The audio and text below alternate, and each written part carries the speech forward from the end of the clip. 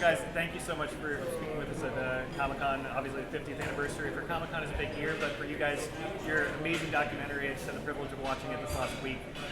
As a fan, I really can't say enough like how much heart came across with everything you did. And, thank you. We truly appreciate the opportunity to speak to you about it. Cool.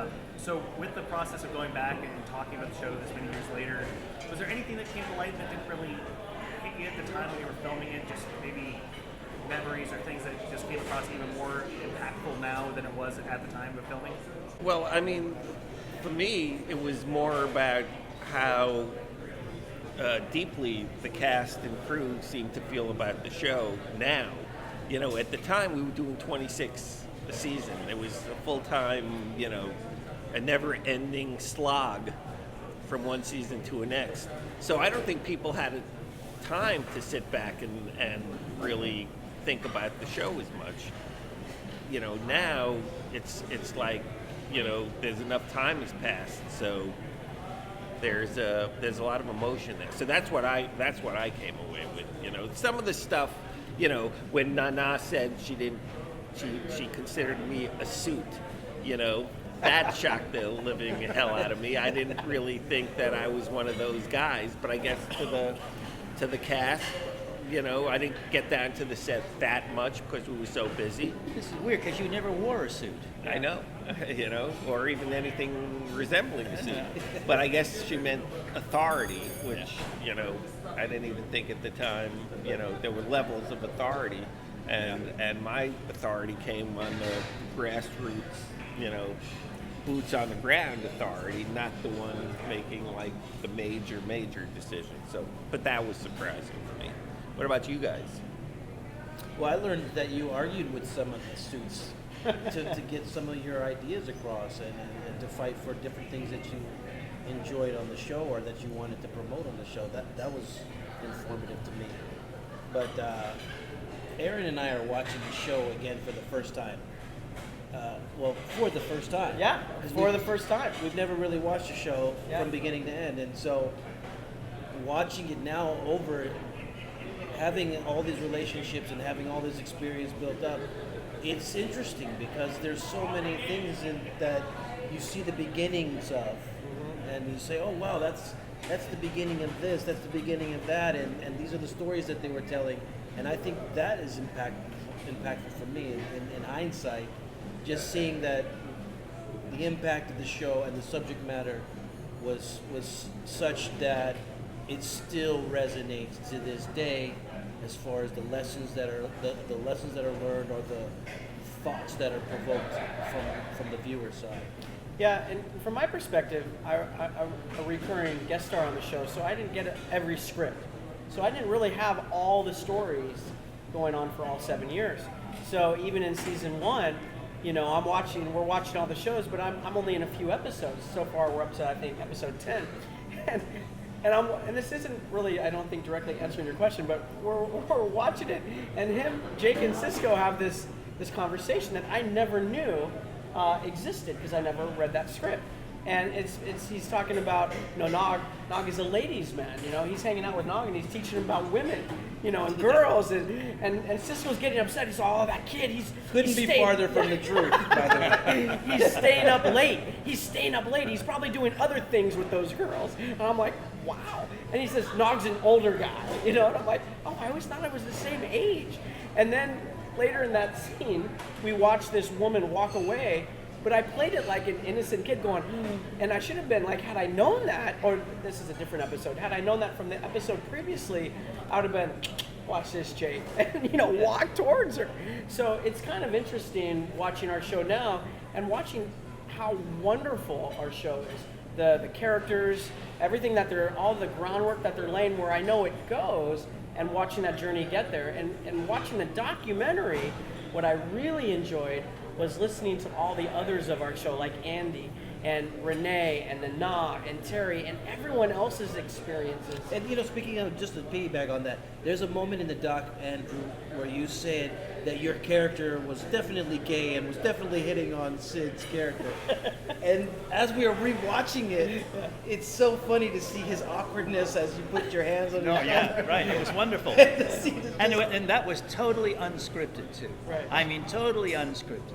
I didn't come up But had I to not Sid had- and say, yeah. listen, I'm making this guy a gay guy, and I'm going to come on to you. I mean, I just did it, and so his reaction was fabulous. It's fabulous. Yeah. And had I not heard you express that, it wouldn't have resonated the same for me watching it without knowing that. Now, Or you might have went, huh, is he flirting with him? Is he? And so it was great, and that's why I think the advantage of the hindsight is we've had these conversations, we've kind of spelled out different ways that we've seen it or different thoughts that we approach the subject matter with, and now when you watch it again, you can really have this voluminous, really contextual understanding of what you're looking at. I need to go back and look at because there are shows that I didn't see. The thing about me, like Aaron, I was a recurring character. I wasn't a steady. But it's like the people that you put together for this, both in front of the camera and behind the camera. It's like it was a complicated group. And I'm sometimes amazed that we got through. There were days that we got through stuff, because there were days when it was so tense you could cut it with a knife. But most shows, isn't that? I mean, that's just doing a TV well, show. Year in and year not out. really. I mean, having been, no, it's not. Because the thing is about this show, you had a lot of huge and I don't mean egos in a bad way. I think it's great. An actor should have a strong sense of self, and not be afraid to say who he or she is, because that's the deal here, isn't it? I mean, we're actors and we have to do that. It's just that every one of them just stood up and was going to take his or her space, and that was great. I mean, even though sometimes you just want somebody to shut up, I mean, or just go on and just do the scene. Yeah, I know, but I forgave you years You ago. did. You're You're very still kind. forgiving. Thank you. But to touch on that, I felt our show had a perfect storm. We had a wonderful cast, wonderful crew, wonderful writers and producers that put an amazing show together. And you see it, and you see all that kind of come together in the doc for me, to hear how everybody else felt about their experience on those 7 years, because we're all different in those experiences. But so far we haven't answered your question. what? I did. I think I We're did so right there. far beyond. Do you want to ask another one, or should we just keep riffing? No, I'm loving this. Keep going. Keep going. The thing that really does not surprise me, because I knew it at the time, but again, the excuse is we were so busy. But now I see it so clearly, is that the writing staff was so close. Obviously people had egos, but we literally thought with one mind. I mean, at one point, Rick used to make fun of the fact we all dressed with, we all had black leather jackets, we all had beards. It was like we were just, the board, basically. And there was never any big, we used to make fun that Ron and Robert used to go at it in the writer's room, but that was just, over a story point. So we were so tight, we just thought of the show as being that tight. And the characters, not the actors, but the characters in the show were tight in the fact that they were all professionals, and even if they didn't get along at times, they were all pushing in the same direction. No doubt. So, and all the tension, I'd go down to the set at times, and you could feel the tension. Obviously, it was not always, but you could feel that it was not the loosest set in Hollywood. It wasn't Next Generation. Right, but even, that the legend of the Next Generation comedy set, was like, so what, okay? I did a season on TNG, and I used to go down to the set on occasion, and they were making jokes on the set, and they weren't that fucking funny. you know, to be honest. I mean, it was okay. I mean, it was like, I have to go down and get entertained on the set of TNG. You know, it's just, you know, Brent Spiner is, you know, doing his thing, and then, what's his name, Jonathan doing his thing, and that's about the size of the humor that I saw. You know, Dorn wasn't any funnier then than he is now. You know, I mean, you know, it was like everyone was, you know. I thought Michael Dorn didn't like me until he directed an episode because he was so nice. He was so, Aaron, how you doing? I'm like, oh. No, he doesn't like you. He told me. Never mind. I was wrong. But one thing I did learn from the doc was, Ira, you expressed the fact that DS9 was almost left alone because you had Next Generation and then you had Voyager, and that was something that I learned as well watching the doc, that you almost had a freedom. You didn't have that monkey on your back to kind of operate. Well, not in season 1. Season 1 and season 2, we had plenty of monkeys on the back. But once I told the story, Mike coming in, and Pillar coming into my office and going, I have bad news, you know. He was so sweet about it. He was so upset about it. You know, he thought he was giving me the worst possible news, that, you know, DS9, no matter how good a job we did, we'd always be in the background, and that Voyager was the flagship show of UPN and was the flagship show of the franchise. And he said it like he was giving me a death sentence, basically. And he left the room, and it was like, yes! Now they'll, you know, go Voyager and Now give I all can your go do what I attention. want. Go bother them. Go bother them, and, works. you know, leave us be. And he wasn't talking about himself, but, you know, Rick and Paramount, and that whole thing was going to just be geared to this new toy that they had, and this toy they had a big investment in. Did you say toy or toilet? Toy. Okay. And so yeah, that was a turning point in the show, no doubt about it. I said to their staff, I said, the inmates have taken over the asylum, and now it's ours, and let's see what we can do. So, and they still would bust our butts every now and then, but it had to be something specific as opposed to a daily thing. It's something big, like blowing off your leg, which became the big, you know. Yeah, wasn't it going to be 2? Yes, and then I Rick wanted said, 2 okay, legs. just 1. Why? Yeah. Why 2? Because we all knew that you were going to get your goddamn leg back. Why are you It's the angry? 24th century. What's going on Well, because here? I still get pissed about it. Oh, I guess so. But I'm the one who lost a leg. Well, you should have lost 2. Wow. And by the way, this Because- is why this But then is I'd such be a like the good- Bionic Woman. But this is why this is such a good documentary, if I may say so for myself, because you guys are still so passionate. I've done a lot of these Star Trek documentaries, but this cast and crew, it's like it happened to you yesterday. It's amazing. And The it thing- makes it's for true. Good, it really. But the thing is, you lose a leg and people go, oh, poor Nog, that's a terrible thing.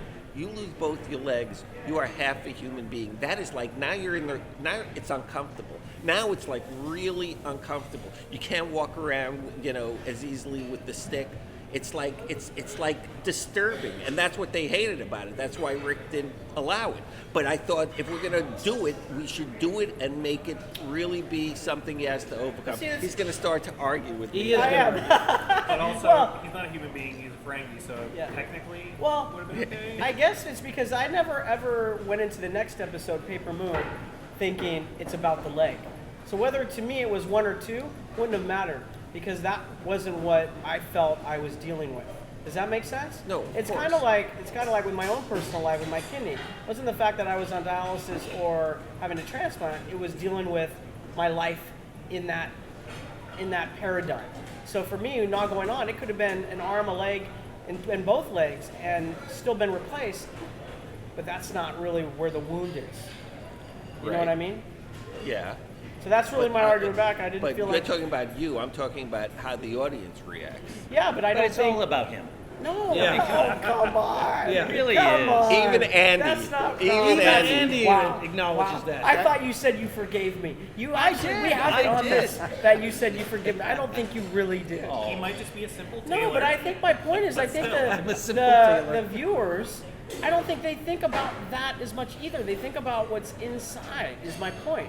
I don't think it really matters whether it's 1 or 2, but we can But always you're agree about to the disagree, and second you're a writer and episode. I'm not. You're already talking about the second episode. Well, because that's within the moment of the siege, I think it would have had a little bit Even more of a discomfort for the audience. That's all I'm saying.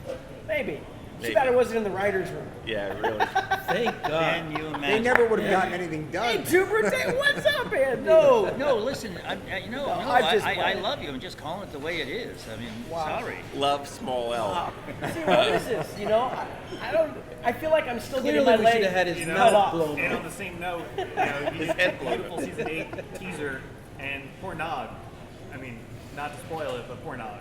Like, really? I was told not to talk about that.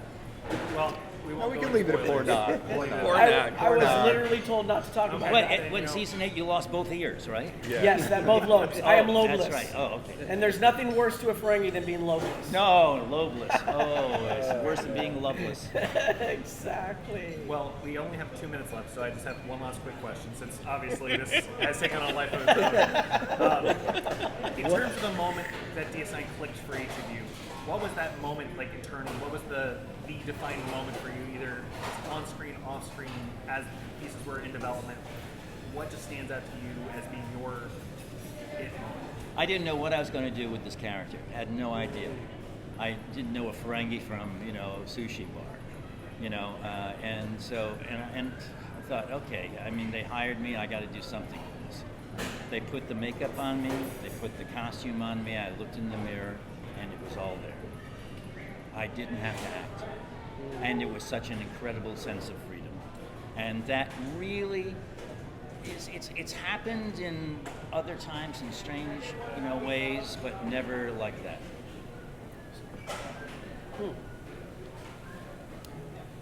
Baseball? Baseball. No, I don't know when it really clicked. My clicking moment is my personal relationship with Avery, and I felt like that was the thing that defined, that whole memory in my mind. It's that I really gained a father out of it, and that can't be taken away. So that to me is the greatest value for me, walking away with that. Try to beat that. Why do I have to beat it? Try to beat it. There's no need to beat it. That was a beautiful thing. And I have I guess I have a little bit different take on it. For me personally, what clicked was when I made it to the last episode of season 7, and I knew I was there for the long haul. And the reason I say that is because when I booked the job, I was ecstatic to have the job, but I didn't know how long it would last. Maybe I'd do 1 episode, maybe I'd do 3. And so I just felt like I was on a roller coaster ride, and it went for 7 years because I didn't know when I was going to be told to get off. And one of the moments was when they had me go to Starfleet. I thought that was it. And Rick Berman pulls me into the office because he hears me crying about it down on the set to everybody, going, I'm done, I'm never coming back. And he pulls me into the office, which is like going to the principal's office. And I was all nervous. I thought I was in trouble. Andy's face was really funny right there. And I go into the principal's office, and because you were like, what are you talking about? And he sits down on the desk, and I know we got to wrap this up. And he says, you're not off the show. We love you. We love your work. If anything, this will bring you more work. So stop crying. Go back to the set. And I still thought anytime I could leave, and they just kept giving me more and more work. I want to hear your answer. His job was never in jeopardy, which is hilarious. That we never ever thought that Nog was. I mean, there's just no way. Anyway, I know the exact moment. I can tell you the exact moment when I at least started to have hope for the show, which was I was doing a rewrite on Babel, which was one of the first shows we did. I think it aired 4th, and Ram, when he came on the show, was supposed to be the tougher Ferengi, the brother who was the real Ferengi, and Quark was the one who didn't really kind of measure up because he was a bartender with all the humans. But that wasn't going to play. And so I changed the character, and I talked to Pillar about it, and I talked to Michael, and I did the joke with Odo and Quark where Odo mentions his brother, and Quark says, my brother, he couldn't fix a straw if it was bent. And that was the key to that relationship. which was suddenly Quark was going to be the dominant brother, and Rom was going to be the subservient brother who had to rise above his station. And suddenly it was all about character. And I knew if we were looking at character that closely that we could change at episode 4, even though he was a recurring character at that point, that we could change that character's direction because it would give us more stuff to play throughout the series. I knew coming back to Star Trek after leaving TNG was the right decision, and that's when I knew at least we had a chance. In a season where there was a lot of things going wrong, but that was good. And we had that question Yeah, as we we were were watching the show over. We just watched it. It came up in our podcast. We were just like, why did Rom's character change? Because in the beginning... And how did it change? And how Like, did who- it change? who and made what, that what was change? the reason for it, which you just articulated, which is great for us to know. That's why we looked at each other. But in the beginning, he was a certain type of way, more of a hard ass, grabbing, and then he became this kind of Humbling. Quark could not play that character. Armin wasn't going to give us that.